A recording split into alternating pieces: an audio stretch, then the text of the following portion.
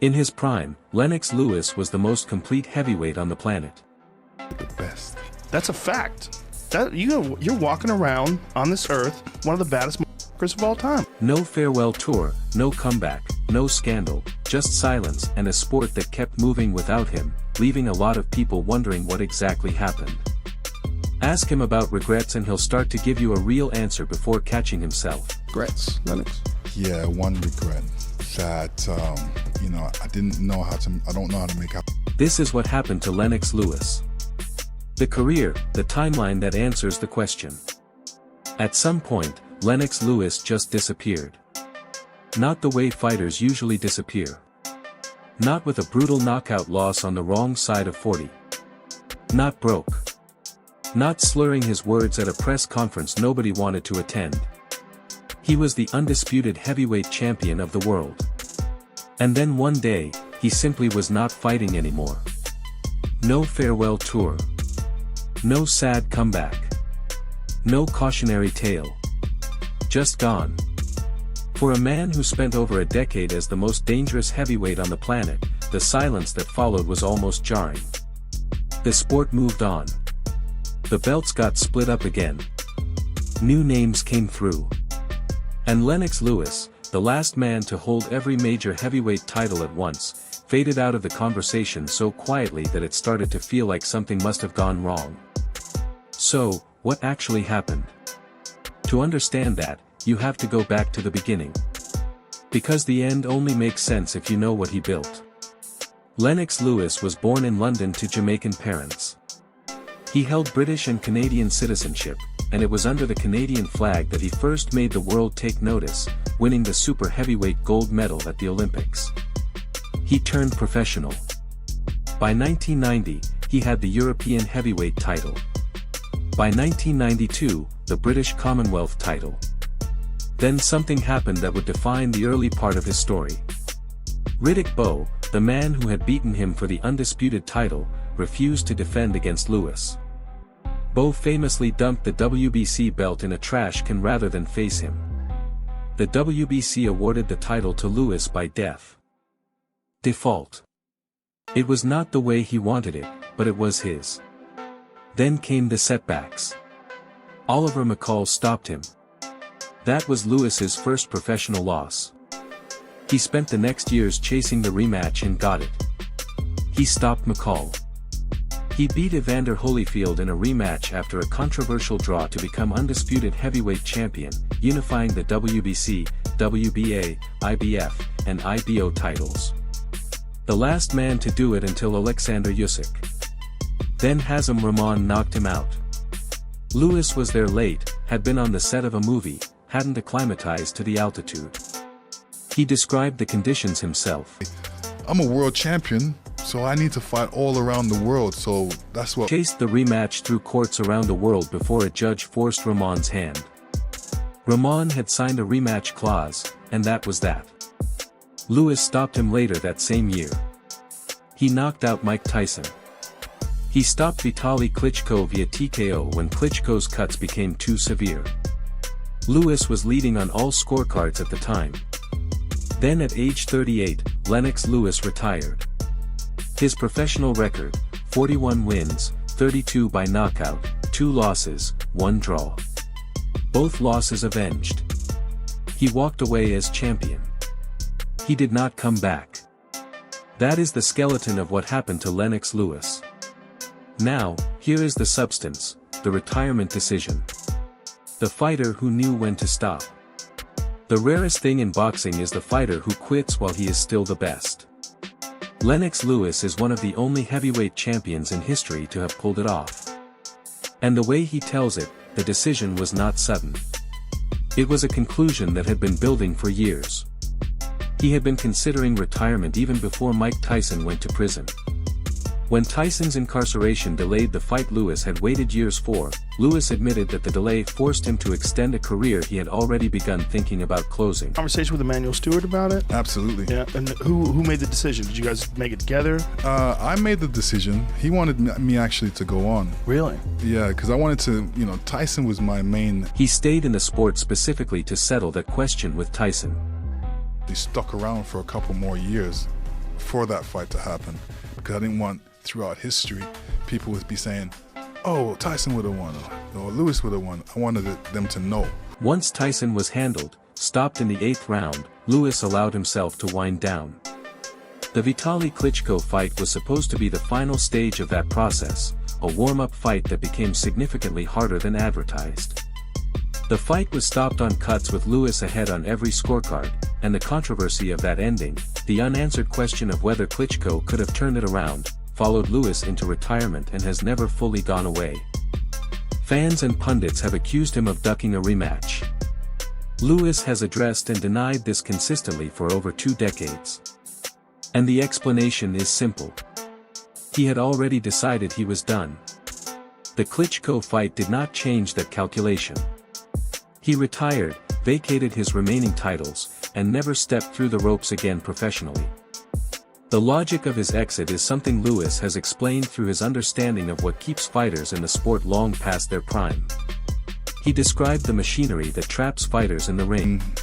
Hundreds of hours training, hundreds of hours working out, resting, working on technique, sparring, all these. Height does not mean the people around you want you to stop.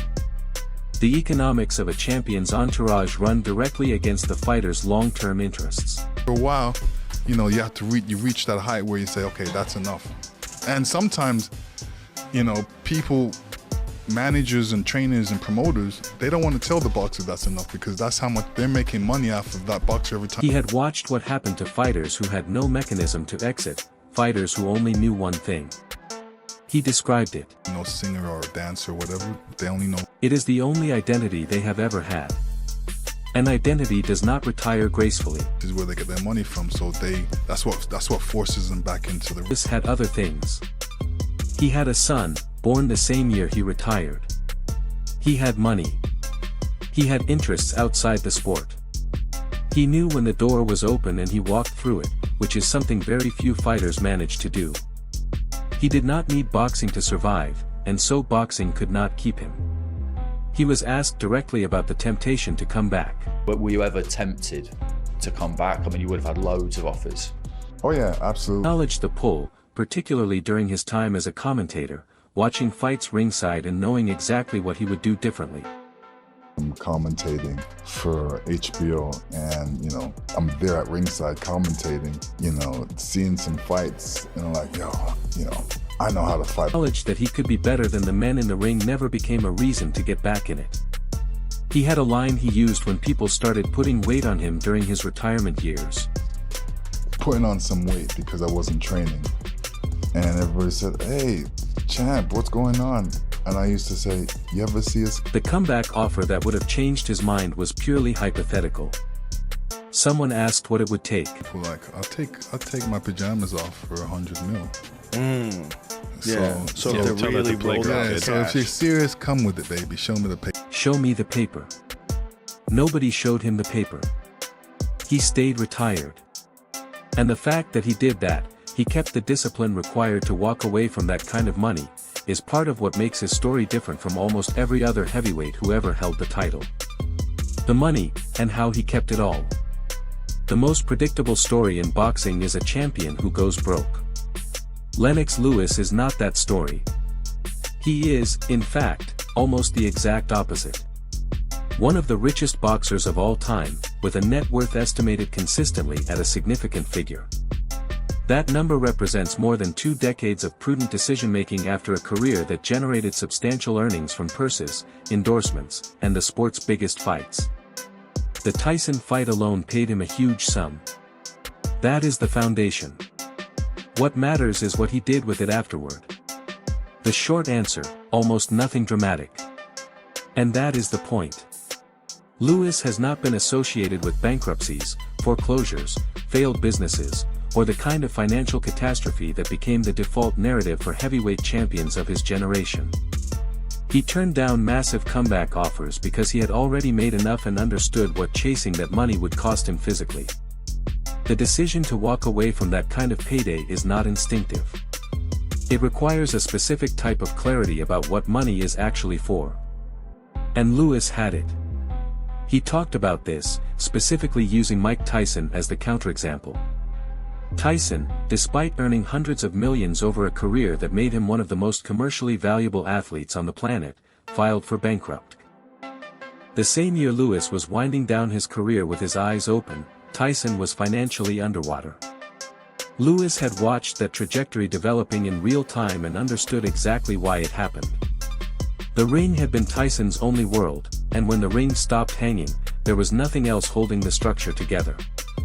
Lewis knew why. They're not going to be no singer or dancer or whatever. They only know boxing. After retiring, he moved into media and commentary work, serving as a boxing analyst. He pursued interests in sports management, music promotion, and other business ventures. He ran charitable foundations, including a youth boxing program. He also won legal battles that added to his stability. Earlier suits against promoters, including disputes, were resolved in his favor with significant damages. He has spoken publicly about financial literacy, about saving, about planning, the kind of language that suggests someone who understood money as a tool rather than a reward. He described using chess as a daily mental. The chess. Yeah. How So, often do you play chess? Every day. Really? Yeah.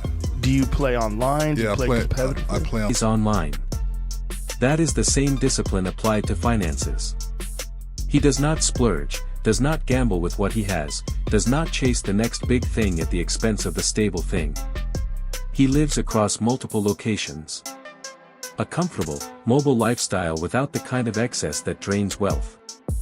At his current age, his net worth has held steady and reportedly appreciated since retirement. No fluctuation, no drama, just the quiet accumulation of someone who understood that the ring was the means, not the end. The contrast with the men he fought is instructive. Tyson filed for bankruptcy. Holyfield sold his sprawling estate to settle debts, a man who earned enormous sums over his career and wound up losing the house. Shannon Briggs, another heavyweight Lewis defeated, has spoken publicly about financial struggles after the sport. The heavyweight division is littered with cautionary tales about fighters who earned more money than most people see in a lifetime and ended up with nothing to show for it. Lewis sits at the opposite end of that spectrum. His net worth is not the product of one lucky investment or a late career windfall. It is the accumulated result of years of not making the mistakes his peers made. He did not blow it on entourages, lawsuits, reckless spending, or the compulsion to keep fighting for paydays he no longer needed. He treated the money the way he treated his career, with patience, with purpose, and with a clear understanding of when enough was enough. The money is part of what happened to Lennox Lewis. He kept it. And in boxing, that is rarer than any title belt. The family, the life he built outside the ring. If the retirement decision was the story of a fighter choosing the right exit, and the financial management was the story of a champion being smarter than the system, then the family is the story of a man filling the space that boxing left behind and doing it deliberately. Lewis met his wife while on vacation. They married shortly after his retirement. They have been together for over 2 decades without a public scandal, a separation, or a tabloid moment. They have 4 children, 1 son and 3 daughters. The son was born the same year Lewis retired. That timing is not an accident. Lewis has described his decision to retire as being directly connected to the arrival of his first child. He wanted to be present. His own childhood had been complicated by absence in ways that left a mark. When his mother moved to build a better life, a young Lennox was left behind in the care of others for several years before eventually joining her. His father was not a constant presence either. The experience of growing up without the full architecture of parental support, of having to find your footing without the people who were supposed to be there, shaped how seriously he took the responsibility of being a father himself. He was not going to be absent. He had made his money. Now it was time to show up. Son's 15 and I know he wants to box, so anytime we get a chance, I'm always training him. How big is... Lewis has spoken about his son with a kind of warmth that signals something more than casual pride. He said that his children have the drive he sees in himself and in their mother.